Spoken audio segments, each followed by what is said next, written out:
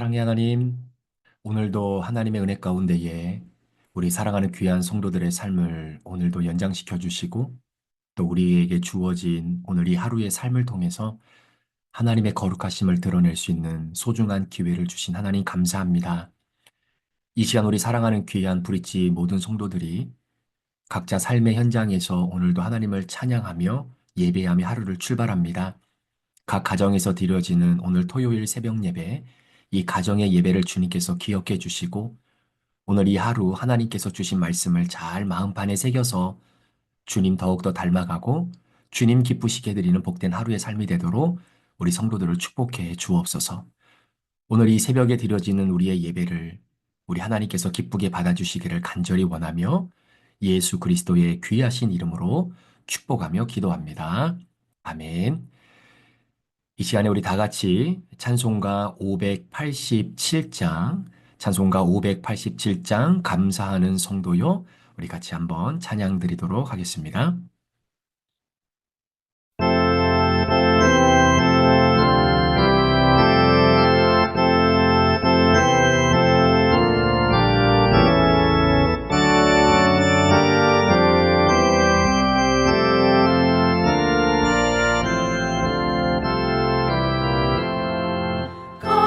감사하는 성도여 주시 찬송 부르세 주께로 오기 전 연연 해가 떴네 하나님이 우리에게 일용 양식 주시니 주의 전에 모여서 주소 찬송 부르세 이 세상은 값지요 주는 씨를 뿌리네 좋은 곡식 산날 때 가라지도 나도다 싹과 잎이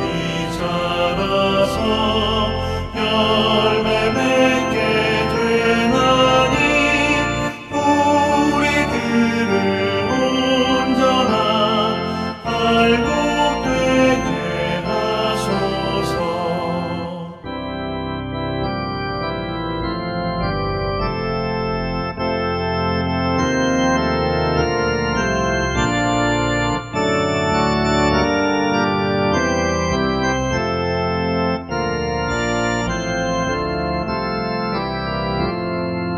우리 주님 오셔서 곡식 거둬드리고 밭에 있는 남은 것 모두 소멸하실 때 가라지는 골라서 불에 던져 태우고 알곡들은 못가네 길에 쌓아두시리 주여 어서 오셔서 우리 거둬주소서 죄와 슬픔 중에서 우리 건져주소서 모든 성도 영원히 하늘 집에 이르러 천군 천사 올려 주소 찬송 부르리 아멘.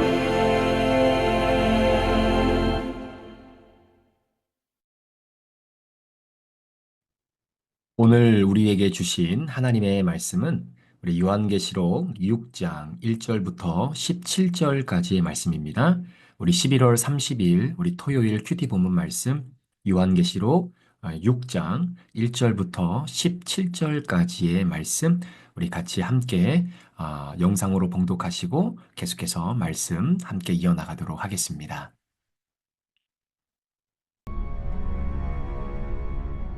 내가 봄에 어린 양이 7인 중에 하나를 떼시는데 그때에 내가 들으니 내 생물 중에 하나가 우레소리같이 말하되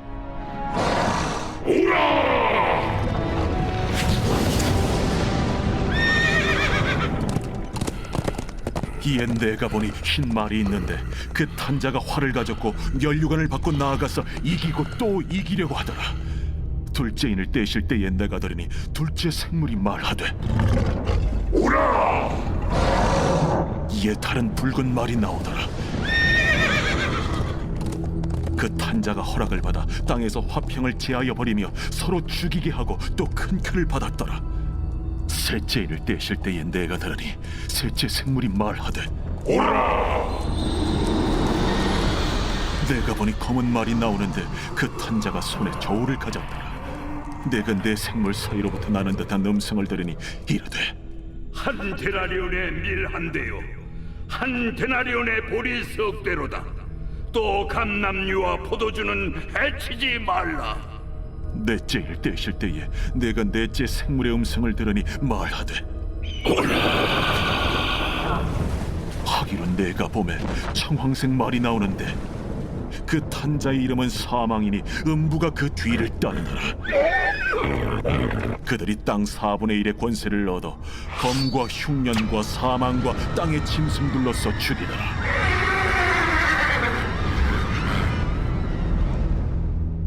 다섯째 인을 떼실 때에 내가 보니 하나님의 말씀과 그들이 가진 증거로 말미암아 죽임을 당한 영혼들이 제단 아래에 있어 큰 소리로 불러 이르되 대주제여, 거룩하고 참되신 대주제여, 땅에 거하는 자들을 심판하여 우리 피를 갚아주지 아니하시기를 어느 때까지 하시려 하나이까. 대주제여.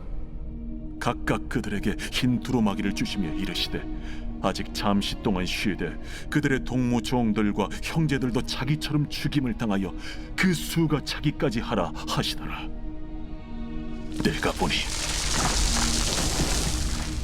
여섯째 인을 떼실 때에 큰 지진이 나며 해가 검은 털로 짠 상복같이 검어지고 달은 온통 피같이 되며 하늘의 별들이 무화과 나무가 대풍에 흔들려 설익은 열매가 떨어지는 것 같이 땅에 떨어지며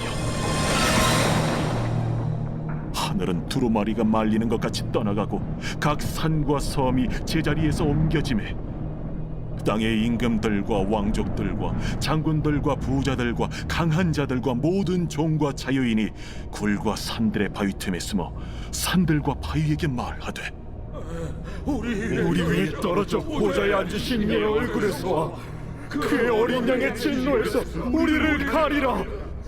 그들의 진노에 큰 날이 이르렀으니 누가 능히 서리요. 우리 사랑하는 브릿지 가족 여러분, 우리 11월 30일 토요일 오늘 복된 하루를 살아가시는 여러분들을 축복합니다. 벌써 어느덧 11월 한 달도 이제 다 마무리가 되어지는 마지막 날이네요. 어떻게 11월 한 달 하나님 은혜 가운데 잘 지내셨습니까? 이제 2024년도 올 한 해도 이제 달력 한 장밖에 남지 않는 이 마지막 시전에 하나님께서 1년을 돌아보게 하시고 또 1년 동안 함께 큐티하고 함께 말씀 묵상하면서 여러분의 심령 속에 하나님께서 차근차근 부어주셨던 그 은혜들이 아름답게 정리가 되고 또 한층 더 성장하고 성숙한 여러분들의 모습을 우리가 한번 발견할 수 있는 그런 시간이 되었으면 참 좋겠습니다. 오늘 우리가 함께 다루게 될 요한계시록 6장 1절부터 17절까지의 말씀은 이제 본격적으로 6장부터 16장까지는 7인, 7대접, 7나팔에 대한 심판의 내용들이 쭉 기록이 되어져 있는 겁니다. 한 번은 어느 집사님이 그런 이야기를 하신 적을 한번 들었습니다. 자신이 정말로 친하게 지내는 후배가 있는데 그 후배가 이 도박의 문제 때문에 너무나 힘들고 어렵다라는 거예요. 그러니까 사람이 도박에 한번 빠지기 시작하면 사실 그 안에서 헤어나오는 것이 여러분 쉽지는 않지 않겠습니까? 그런데 정말로 사랑하고 아끼는 후배인데 아무리 이야기를 하고 이야기를 해도 그 도박의 그 터전에서 빠져나오는 것이 너무나 힘들다라는 거예요. 그래서 이분이 사랑하는 후배를 위해서 하나님 앞에 뭐라고 기도를 했냐면 하나님 정말로 저 후배에게 하나님께서 고난을 주셔서라도 저 도박의 죄가 끊어질 수 있도록 하나님 도와주십시오. 이렇게 기도를 해줬다라는 이야기예요. 그런데 그렇게 기도하고 난 지 얼마 시간이 지나지 않아서 이 후배가 다니고 있는 직장에 굉장히 큰 문제가 발생을 해서 이루 말할 수 없는 고난과 고통에 빠지게 되는 겁니다. 본인은 그 후배가 그 도박에서 벗어날 수 있도록 하나님께 고난을 좀 달라고 그렇게 해서라도 벗어나게 해달라고 기도를 했었는데 막상 그 기도가 응답이 되어졌다라고 생각이 되고 그 고난과 고통 때문에 후배가 너무나 힘들어하는 모습을 보니까 본인이 그렇게 기도한 것이 너무나 미안하고 또 죄책감에 또 쌓이게 되는 겁니다. 여러분, 이런 기도가 정말 잘못된 기도일까요? 아니면 올바른 기도일까요? 고난의 기도가 정말로 잘된 기도입니까? 아니면 잘못된 기도입니까? 그것은 고난을 어떻게 해석하느냐에 따라 달라질 수 있을 것 같은데, 예를 들면 사무엘하 16장에 보면 이제는 다윗의 아들이었던 압살롬이 반역을 일으키게 돼서 결국 다윗이 그 왕자를 뒤로 한 채 왕궁에서 떠나 피신을 떠나는 일이 있습니다. 자, 이게 얼마나 비참한 사건이고 또 다윗에게는 엄청난 고난입니까? 다른 세력에 의해서 쿠데타를 당해도 마음이 찢어지고 아플 판국에 자신이 정말로 사랑하는 그 셋째 아들 압살롬에 의해서 이런 비극이 일어났으니 얼마나 아버지 다윗의 입장에서는 마음이 무너지고 또 무너졌겠습니까? 그런데 여러분, 다윗에게 하나님이 이러한 고난을 허락해 주신 목적이, 여러분, 다윗은 구원받은 택자잖아요. 그러니까 이 택자에게 주시는 고난은 죽으라고 주시는 고난이 아니다라는 겁니다. 바로 택자로 구원받았지만 여전히 죄 가운데 살아가는 그 다윗이 그 죄를 향해 하나님을 다시 한번 바라볼 수 있는 하나님의 어떤 사랑의 또 다른 수단이고 방법이겠죠. 그렇기 때문에 하나님께서 택자들에게 주시는 이 고난은 죄인을 향한 하나님의 화풀이가 아니다라는 이야기입니다. 자, 그런데 그렇게 정신없이 신발도 들고 올 시간조차도 없이 앞만 보고 달려 도망가고 있는 이 다윗을 바라보면서 당시에 시므이라고 하는 사람이 뭐라고 비아냥거리냐면 이렇게 비아냥거리죠. 피 흘린 자여 가라 가라. 피 흘린 자여 가라 가라. 자, 이게 무슨 말이냐면요. 결국은 시므이가 바라봤을 때 다윗이 사울의 피를 흘리게 만들었고 사울을 결국 그렇게 힘들고 아프게 했기 때문에 결국 네가 자업자득이다, 잘됐다, 쌤통이다, 네가 사울의 피를 그렇게 흘리게 만든 그런 상황에 가게 됐으니 결국 사울 대신 네가 왕이 되니까 결국 이러한 꼴이 벌어지는 것 아니냐. 그러니까 다윗에게 당한 그 고난의 관점을 시므이는 그렇게 바라본 겁니다. 바로 죄인이 벌받는 하나의 어떤 수단으로 그렇게 고난을 바라보게 된 것이죠. 자, 그러한 맥락이 바로 욥의 친구들이 가지고 있는 관점하고 똑같습니다. 욥이 하루아침에 식구들을 다 잃어버리고 재산도 잃어버리고 건강도 잃어버리고 아내도 잃어버리고 모든 것을 다 잃어버렸잖아요. 자, 그랬을 때에 저 멀리서 욥을 사랑하고 또 욥에게 위로를 주겠다고 친구들이 찾아오는데 그 친구들이 욥에게 하나같이 하는 이야기가 뭐냐면 네가 이렇게 고난을 받는 것은 다른 이유가 아니라 하나님께 지은 죄가 있는 것이니까 그 죄로 인해서 네가 천벌을 받고 있는 거다. 그 죄를 실토해라. 이러니까 여러분, 상처난 곳에 소금을 뿌리듯 이 욥의 마음이 더 찢어지고 더 아픈 겁니다. 여러분, 고난에 대한 잘못된 태도가 사실은 잘못된 기도를 가지고 올 수 있지만 고난에 대한 올바른 해석은 고난에 대한 기도도 아름답게 만들어 올 수 있다는 것이죠. 자, 그러니까 의인의 자리에 내가 서서 마치 고난을 당한 사람이 죄를 져서 쌤통이다라고 하는 시각으로 바라보는 그 고난에 대한 해석은 여러분 잘못된 해석입니다. 사실 구원받은 택자들을 위해서 하나님이 준비하신 그 영혼의 구원을 위한 하나님의 비상조치가 바로 고난이다라는 것이죠. 그래서 인간의 고난을 꺾을 수밖에 없을 때 하나님께서는 그런 고난, 그러니까 인간의 어떤 고민 또 인간의 교만을 꺾을 수밖에 없을 때는 하나님께서 고난이라고 하는 이런 방법을 사용하시기도 하죠. 그런데 구약 성경에 보면요, 하나님께서 이스라엘 백성들의 교만을 꺾기 위해 고난을 주시잖아요. 그런데 그 고난을 주실 때 하나님이 기쁘고 즐거운 마음으로 고난을 주신 것이 아니라 하나님의 마음이 아파서 하나님도 우신다라고 하는 표현이 있어요. 그러니까 하나님이 고난을 주시면서도 하나님도 마음이 편치 않으신 거죠. 그런데 그렇게 해서라도 이스라엘의 교만을, 나의 교만을 하나님이 꺾어내실 수밖에 없다면 하나님은 당연히 그 방법을 사용하셔서 우리를 구원해 주신다라고 하는 것입니다. 그러니까 고난을 벌주는 기도가 어떤 의미로 보면 가장 그 사람을 사랑하는 그런 인격적인 기도다라고 볼 수 있는 것이겠죠. 자, 그러한 관점에서 오늘 우리가 함께 다루는 요한계시록 6장에 보면 왜 우리가 고난을 받아야 되는지, 그 고난의 이유가 무엇인지, 그리고 그 고난을 어떻게 우리가 헤쳐나갈 수 있는지를 우리가 간단하게 한번 생각을 해보려고 하는데요. 자, 요한계시록 6장에 보면은 총 7개의 인이 나오게 되는데 오늘은 다 시간이 없기 때문에 4가지 인에 관련된 부분만 여러분들과 한번 말씀을 좀 나누고 나머지 부분들은 여러분 뒤쪽에 해설에 있는 부분들을 좀 보시면서 함께 큐티를 좀 이어나갔으면 좋겠습니다. 자, 오늘 본문 말씀 2절의 말씀에 보니까요. 이에 내가 보니 흰 말이 있는데 그 탄 자가 활을 가졌고 면류관을 받고 나아가서 이기고 또 이기려고 하더라 라고 하는 말씀이 나옵니다. 여기서 우리가 좀 생각해 봐야 될 것이 과연 흰 말을 타고 있는 자가 누군가. 근데 그 사람은 활을 가졌고 면류관을 받았다고 그래요. 그래서 우리가 자칫 잘못하면 흰 말, 그리고 면류관, 그리고 활을 가졌어? 그럼 예수님이구나. 이렇게 생각하고 해석할 수 있는데 절대로 그렇게 해석해서는 안 됩니다. 자, 여기서 흰 말을 탄 사람은 예수님이 아니라 바로 사탄이에요. 자, 특별히 여기서 보면요. 우리나라 말에는 흰 말이 있는데 그 탄 자가 활을 가졌고, 자, 활을 가졌다라고 하는 이 표현이 원래 원어적인 의미로 뭐냐면 이 사람에게 활이 주어졌다라는 겁니다. 자, 주어졌다라고 하는 이 단어가 누구에게 통상적으로 쓰이냐면 바로 사탄에게 쓰이는 거죠. 그러니까 고난을 허락하는 바로 그 허락이 이 사탄에게 주어졌기 때문에 그래서 그 고난을 가지고 욥을 시험해 보는 거와 같은 개념이다라는 것입니다. 따라서 이 흰 말을 타고 있는 이 자는 바로 사탄을 얘기하는 것이죠. 그리고 이 면류관이라고 하는 것은 다른 의미가 아니라 교만함을 상징하는 겁니다. 자, 그러니까 한번 여러분 생각을 해보세요. 흰 말을 타고 있는 사탄은 활이 주어진 사람입니다. 그리고 면류관도 쓰고 있어 굉장히 교만한 사람입니다. 자, 교만한 사람이 활을 갖고 있어요. 그러면 이 사람의 성향은 어떻겠습니까? 당연히 이기고 또 이기려고 하는 성향이다라는 것이죠. 자, 우리가 고난을 경험하고 고난 속에 처할 수밖에 없는 이유가 바로 이기고 또 이기려고 하는 그 마음이 우리 가운데 있기 때문입니다. 여러분, 이기는 행위 자체가 나쁜 것은 아니에요.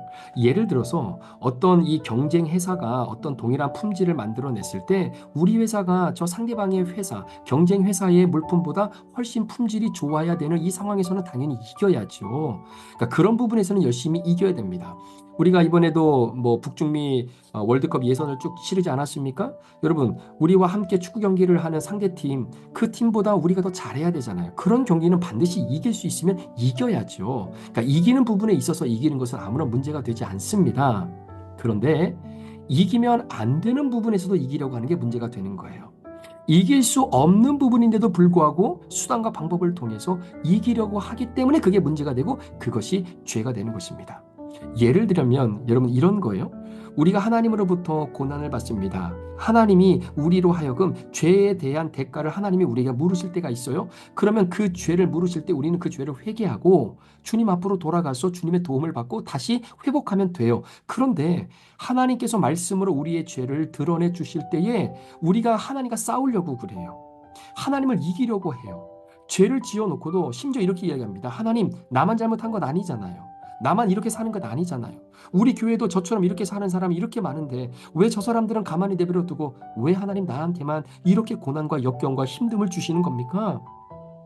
아니 하나님 내가 잘못한 겁니까? 우리 부모가 나를 이렇게 낳고 우리 부모가 나를 이렇게 키웠으니까 다 부모님 탓이지 왜 제 잘못입니까? 그러면서 하나님을 이기려고 하는 거예요.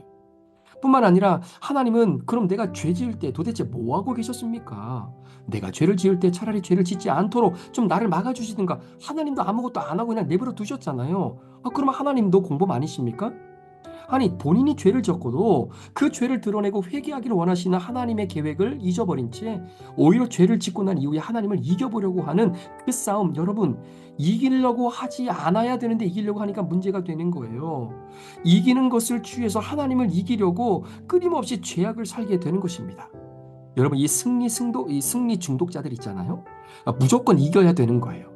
진다는 것은 내 인생 가운데 도저히 받아들일 수 없는 인생의 오점이라고 생각하는 사람들 주변에는 뭐가 많냐면 원수가 많아요. 그렇게 원수가 많을 수가 없습니다.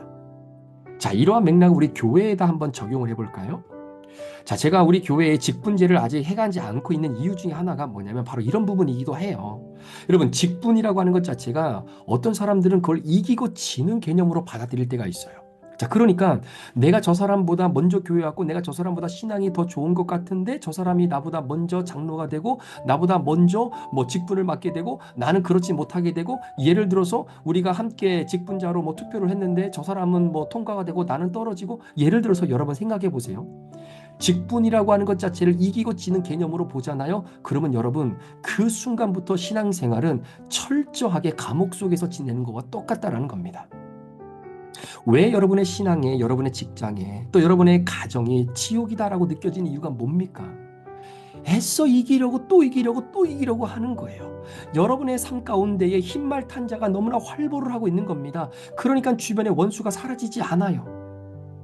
내가 잘 되지 않고 남이 잘 되고 내가 더 잘 돼야 되는데 내가 저 사람보다 이겨야 되고 저 사람보다 앞서가야 되고, 여러분 목회도 마찬가지더라고요. 자꾸 옆에 있는 교회가 비교하잖아요. 어떤 교회하고 비교하고 어떤 목사님하고 자꾸 비교하잖아요. 내가 저분보다 공부도 많이 했고 가방끈도 길고 내가 저분보다 설교도 잘하고 저분보다 훨씬 인격도 좋은데, 아니 왜 저분이 목회하는 교회는 저렇게 부흥하는데 왜 내가 목회하는 교회는 이 모양 이 꼴인가, 아 내가 지고 있구나, 아 이런 생각 하잖아요. 아 그럼 목회가 완전히 무너지기 시작하는 겁니다. 마음에 즐거움이 없어요. 여유가 없어요. 아 그러면 나도 모르게 그 사람이 미워지기 시작하는 거예요. 이래서 여러분 우리 가운데에 고난과 고통과 아픔이 찾아오게 되는 겁니다. 혹시 여러분의 인생 가운데에 이 흰말을 탄 자가 활보하고 있지는 않습니까? 한번 여러분 우리 삶을 돌아볼 필요가 있다라는 이야기입니다. 자, 그렇게 흰 말을 탄 자가 활보를 하게 되어질 때에 나타나는 또 한 가지 현상이 바로 3절과 4절의 말씀에 보면은 붉은 말이 나온다라는 거예요. 붉은 말. 자, 이렇게 흰 말을 탄 자가 활보하고 반드시 이겨야 되고 이겨서는 안 될 싸움에서도 이겨야 되고 심지어 하나님까지 이기려고 하는 바로 그 싸움을 추구하는 사람들에게 나타나는 두 번째 모습이 바로 이 붉은 말이 나타나는 겁니다. 자, 여기서 붉은 말 할 때 이 붉다라고 하는 것은 사망을 의미하고 피를 의미하는 거잖아요. 그러니까 화평을 제거하고 서로 죽이게 만든다라는 겁니다. 이 승리 중독자들이 바로 그런 거예요. 이 승리 중독자들은요, 내가 반드시 이겨야만이 직성이 확 풀리는 그러한 사람들 아니겠습니까? 그러니까 부부 싸움도 칼로 이 무자르 이렇게 잘라지는 것이 아니에요. 사실 아무것도 아닌데도 불구하고 부부 사이가 작은 것으로 인해서 끝내는 돌이킬 수 없는 그런 고를 만들어낼 때가 너무나 많습니다. 그 이유가 뭔지 아십니까? 가만히 보니까 아무리 부부 싸움을 해도 여러분, 남편이 아내에게, 아내가 남편에게 해서는 안 될 말이 있는 겁니다. 반드시 여러분 선을 그어가면서 이런 부부싸움 하셔야 돼요. 그러니까 내가 내 스스로 감정을 절제할 수 없을 것만큼 화가 나서 내가 아내에게는 더 이상 해서는 안 될 말이 나올 것 같다라고 하는 생각이 들 때, 여러분 그때는 그냥 그 자리를 떠나셔야 돼요. 그냥 아내가 남편이 뒤를 보면서 당신 어디 가? 왜 그래? 왜 그렇게 도망가는 거야? 라고 이야기를 해도 여러분 그냥 그 자리를 피해야 돼요. 안 그러면 돌이킬 수 없는 강을 건너게 되기 때문에 그렇습니다.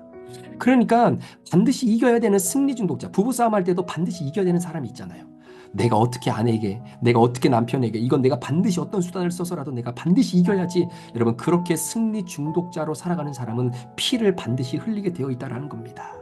어떻게든 이기기 위해서 마음의 상처를 가지고 언어의 칼을 들고 수단의 칼을 들어서 상대방의 상처를 끊임없이 도려내고, 그리고 그 안에서 눈물과 아픔의 흔적들을 남겨놓게 함으로 말미암아 본인이 승리의 기쁨을 쟁취하려고 하는 승리 중독자가 부부가 사이에도 얼마나 많은지 모릅니다. 여러분, 여러분의 가정과 교회와 직장에서 혹시 내가 승리 중독자로 살아가고 있지는 않습니까? 내 삶의 흰말 탄 자와 붉은 말을 탄 자가 활보를 하고 있지는 않습니까? 한번 여러분 우리가 정직하게 우리의 인생을 한번 돌아봐야 된다는 것입니다. 자, 이렇게 끊임없이 흰말 탄 자, 붉은 말을 탄 자가 활보하는 가운데에 다시 또 하나 등장하는 말이 뭐냐면 바로 검은 말을 탄 자가 나타나게 되는 거죠. 그런데 이 검은 말을 탄 자는 뭘 들고 있냐면 저울을 들고 있습니다. 자, 이 저울이라고 하는 것은 돈과 물질에 관련된 이야기예요. 자, 그러니까 만약에 여러분의 직장과 만약에 우리 교회에, 만약에 여러분들의 가정에 입만 열면 돈 얘기만 하는 사람만 있다고 한번 생각을 해보십시오. 제가 참 우리 운영위원들과 함께 회의를 하고 또 함께 사역을 하면서 참 감사한 것 중에 하나가 뭐냐면, 물론 우리가 회의를 하면서 뭐 여러 가지 예산이 들어가고 또 돈이 들어가는 문제들이 있잖아요. 물질이 사용됩니다.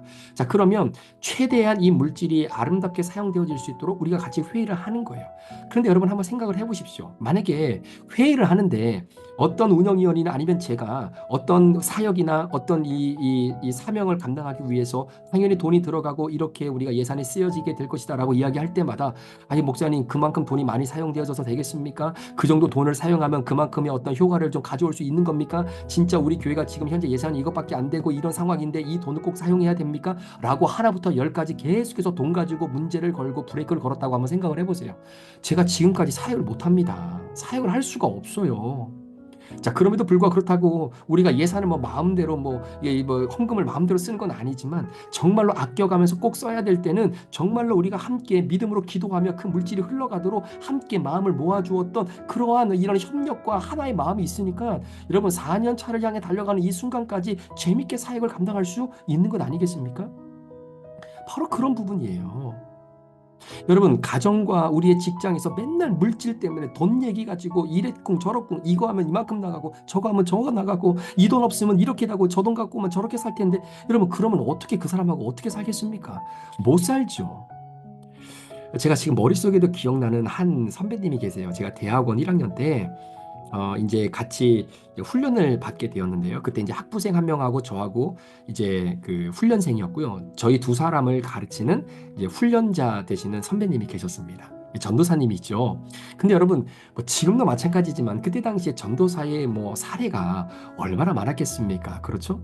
제가 그 파트타임으로 사역할 때는 40만 원을 받고 사역을 했었거든요. 그리고 이제 풀타임으로 들어갈 때는 80만 원을 이제 받고 사역을 했었는데, 이제 사실 그거 갖고 생활을 하기가 어려우니까 이제 아내가 이제 레슨 하면서 여기저기 뛰고 다니면서 이제 그렇게 해서 이제 돈을 모아서 이제 하루하루를 그렇게 살아가는 겁니다. 그러니까 목회자니까 뭐 다 그렇게 살아야 되는 줄 알았어요.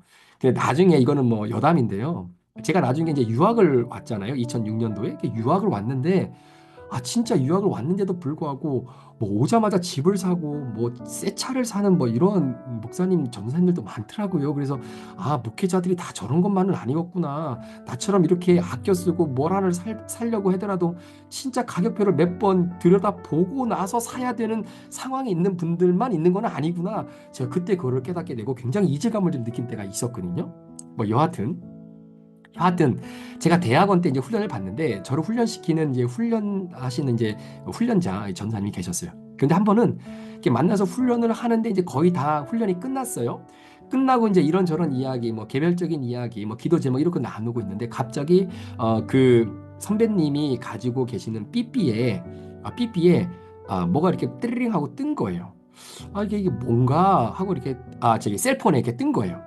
셀폰에 뭐가 이제 이렇게 메시지가 와서 띠리링 하고 뜬 거예요. 근데 그거를 선배님이 딱 보니까 이제 사모님이 카드를 그으면 그 카드를 그은 금액이 이제 이 전도사님의 셀폰으로 이제 바로 연결이 되는 거예요. 그러니까 이제 뭘 샀는지를 보는 거죠.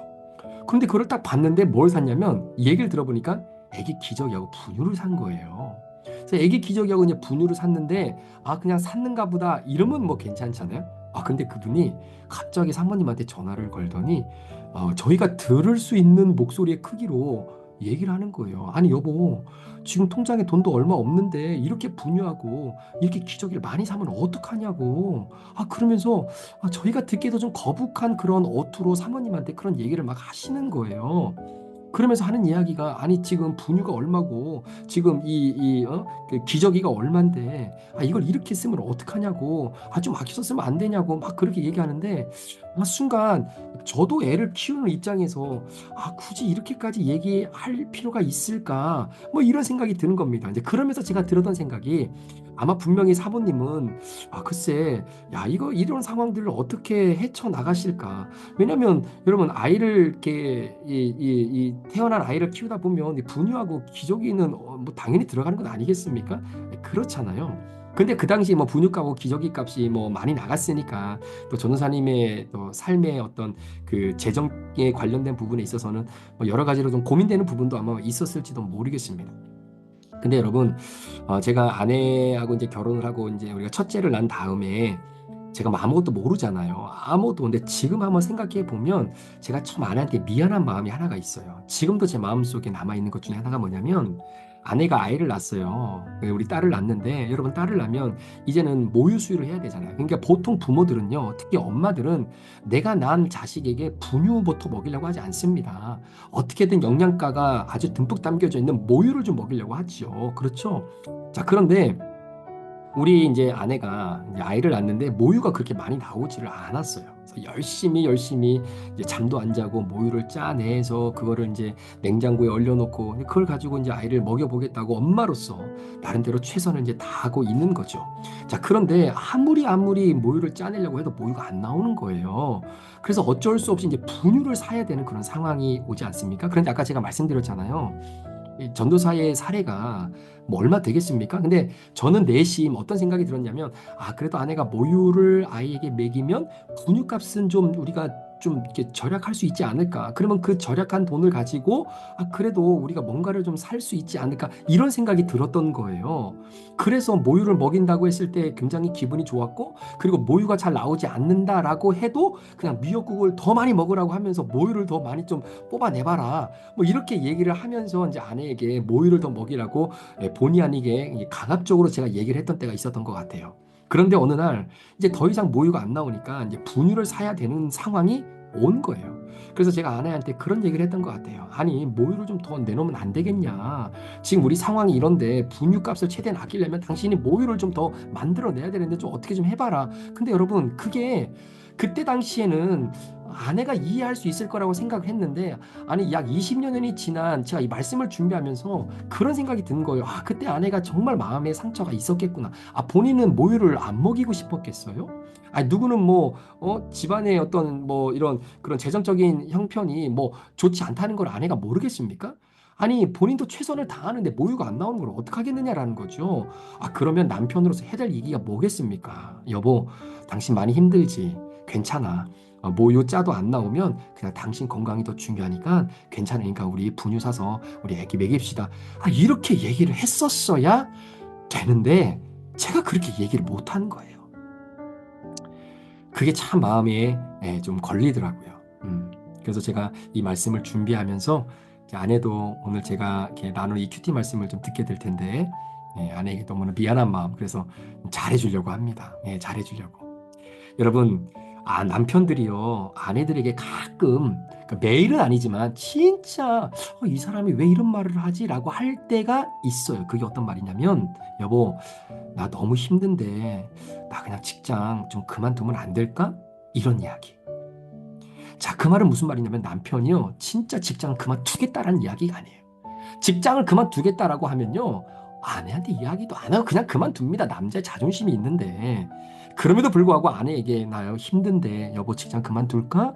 라고 하는 이야기는 아내에게 정말로 위로와 사랑을 받고 싶은 바로 그 마음으로 그런 얘기를 하는 거예요. 그러니까 우리 아내 되는 분들이 그러한 맥락을 잘 이해하시고 남편에게 가서, 아니 힘든데 직장 그만둔다고? 아니 지금 우리 집 형편이 이런데 당신 직장 그만두면 어떡할 거야? 여기 보면 이런 말이 있잖아요. 6절 말씀에 한 데나리온의 밀 한 대요 한 데나리온의 보리 석대로다. 또 감람류와 포도주는 해치지 말라 하더라. 계속 이 말만 하는 거예요. 한 데나리온은 밀 한 대요 한 데나리온은 보리 석대로다. 또 감람류와 포도주는 해치지 말라 하더라. 돈 얘기만 하는 겁니다. 돈 얘기만 하는 거예요. 그러니까 남편이 여보 나 힘든데 당신의 위로가 필요해. 나 정말 직장 그만두면 안 될까? 그러면 아내들이 뭐라고 얘기해야 되겠습니까? 여보, 학원이 30만 원이고 월세가 40만 원이라 커피와 쇼핑과 화장품 값을 해치지 말라 하더라.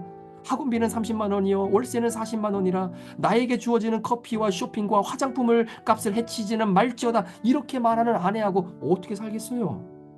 그러니까 여러분, 그 돈 때문에 아내와 남편이 굉장히 서로가 거리가 멀어지고, 그리고 돈으로 모든 것을 계산하려고 하니 사랑이 식어지면서 가정에 고난이 찾아오게 되는 거잖아요. 자, 이렇게 고난이 찾아오는 상황 속에 하나님께서 그 고난을 해결해 주실 수 있기 위해서 우리에게 허락하시는 굉장히 중요한 한 부분이 있습니다. 자, 8절 말씀해 보니까 내가 봄에 청황색 말이 나오는데, 여러분 청황색. 자, 성경에서 청황색은요, 죽은 이 시신의 색깔을 보통 상징하기도 합니다. 자, 그러니까 죄인이 구원받은 하나님의 자녀가 되어지기 위해서 반드시 통과되어져야 되는 것이 뭐냐면 죽음의 길이라는 거예요. 그러니까 영적인 죽음의 길이라는 거죠. 자, 이어령 선생님이 이제 소천하기 전에 마지막으로 썼던 책이 마지막 수업이라고 하는 그런 책인데요. 거기에 보면 이런 이야기가 나와요. 그러니까 이어령 선생님께서 늘 암 환자를 대상으로 그들에게 희망을 던져주셨던 그런 많은 에세이를 쓰셨는데, 이제는 당신이 직접 죽음 앞에 서게 되니까, 그 암을 경험하게 되니까 이게 화가 난다는 거예요. 그래서 기자가 물어봅니다. 아니, 암 환자들에게는 사랑과 위로를 전해주셨던 분이 본인이 암이라고 하는 이런 진단을 받게 되었을 때 왜 화를 내십니까? 그랬더니 어떤 이야기가 나오냐면, 내가 이때까지 암 환자들에게 전해줬던 것은 철장 속에 있는 호랑이들이었다라는 거예요. 그러니까 철장 속의 호랑이는요, 여러분, 화를 내지 않습니다. 침착하지요. 철장 속에 있는 호랑이는. 그런데 내가 암 선고를 받으니까 침착하지 못하겠다라는 거예요. 죽음이 이제 직접 나에게 다가온다라고 하니까 침착할 수가 없는 상황이 벌어진다라는 것이죠. 당연하겠죠. 여러분, 죽음이라고 하는 것은 죄송하지만 여러분의 미모도 이기고 여러분의 건강도 이기고 여러분의 미래도, 그리고 여러분들의 포부와 꿈도 결국은 죽음이 다 이깁니다. 그러니까 죽음 앞에서 겸손하지 않는 사람이 없어요. 그러니까 너무나 우리의 마음이 강팍해서 하나님의 뜻을 정말 체험하지 못하게 되잖아요. 그러면 하나님께서 이 영혼을 구원하셔야 되겠다라고 마음을 먹고 결정하셨는데, 이 영혼의 강팍한 마음 때문에 그 구원의 역사를 이루지 못하면 하나님은 그 사람에게 어떻게 돼요? 죽음이라고 하는 관문을 통해서라도 그 마음을 녹이신다는 거예요. 여러분, 출애굽기에 나오는 바로왕이 얼마나 강팍한 마음이었습니까? 그러니까 시간이 가면 갈수록 그 마음이 더 강팍해졌더라 이런 표현이 나와요. 그래서 결국은 그 강팍한 마음이 하루아침에 와르르 무너진 게 무엇 때문입니까? 죽음이에요. 장자의 죽음입니다. 마찬가지예요. 사랑하는 여러분, 우리 주변에 공황장애를 겪고 있는 분들이 많아요. 겉으로 볼 때는 아무런 문제가 없는 것처럼 보이지만 이런저런 많은 스트레스와 또 고민 속에서 나도 모르게 내 안에 찾아오는 이런 정신적인 연약함들의 이 질병들이 굉장히 많습니다. 여러분, 목사들 가운데서도 공황장애가 있는 분들이 많아요. 의외로. 네. 그래서 이런 공황장애를 겪게 되어지면 어떤 현상이 나오냐면, 이게 공황장애의 어떤 상황에 막 이렇게 빨려 들어가잖아요. 그러면 내 심장 박동 소리가 지금은 안 들리잖아요, 평상시에는. 그런데 공황장애 안으로 내가 더 들어가면 내 심장 박동 소리가 내 귀에 들릴 만큼 크게 들린다고 하더라고요. 그러니까 심장 박동 소리가 크게 들린다라고 하는 것은, 내가 죽을 수도 있겠구나. 이 공황장애로 인해서 힘들고 아파하는 사람들이 그렇게 해서 결국은 죽음의 자리까지도 갈 수 있겠구나. 자, 이러한 상황을 경험할 수도 있다라는 거예요. 그래서 내가 오늘도 살아있다는 것이 감사하고, 심지어는 이런 공황장애를 겪고 있고 우울증에 있는 분들을 정말로 따뜻하게 대해주지 못했던 나의 연약함들을 다시 한번 돌아볼 수 있는 그런 시간들이 우리에게 주어질 때도 있다라는 것이죠. 사랑하는 성도 여러분, 오늘 하나님께서 이 요한계시록의 말씀을 통해, 6장의 말씀을 통해서 우리가 고난을 받는 이유가 뭔지, 그 고난이 우리에게 찾아오는 이유가 뭔지 오늘 말탄 자들의 이야기를 통해서 우리에게 전해주고 계시는 하나님의 메시지입니다. 흰 말 탄 자가 있었고요, 붉은 말을 탄 자가 있었고, 검은 말을 탄 자가 있었고, 청황색 말을 탄 자가 있었고, 각각의 이 말을 타고 있는 사탄들이 어떠한 이런 전략과 어떠한 이런 상황으로 우리의 가정과 여러분의 신앙 속에 끊임없이 고난과 고통을 해석하게 만드는지 우리는 한 번쯤 돌아봐야 되는 것입니다. 사랑하는 성도 여러분, 고난의 해석은 하나님이 주시는 말씀의 틀 안에서 해석되어질 때 그게 건강한 해석이 되는 것이고, 그리고 그 건강한 해석은 결국은 고난을 빌어주는 기도가 가장 사랑과 인격적인 기도다라고 할 수 있다라는 것이죠. 소망하며 기도하기는 오늘 하루 왜 우리 가정에 고난이 왔는지, 혹시 여러분 가정과 내 삶에 흰 말을 탄 자가 활보를 하고 있지는 않은지, 붉은 말을 타고 있는 자가 활동하고 있지는 않는지, 아니면 검은 말을 타고 다니는 자가 손저울을 가지고 내 인생을 휘젓고 있지는 않은지 한 번쯤 우리의 삶을 돌아보면서 하나님께 우리의 마음을 집중하며 주님이 주시는 그 놀라운 은혜를 다시 한번 회복하며 여러분의 가정과 또 여러분의 삶의 현장에서 고난이 아름답게 해석되고 그 고난의 해석을 통해 하나님의 구원을 더 확실히 깨닫게 되어지는 은혜가 있기를 우리 구주 예수 그리스도의 이름으로 축원합니다. 기도하시겠습니다.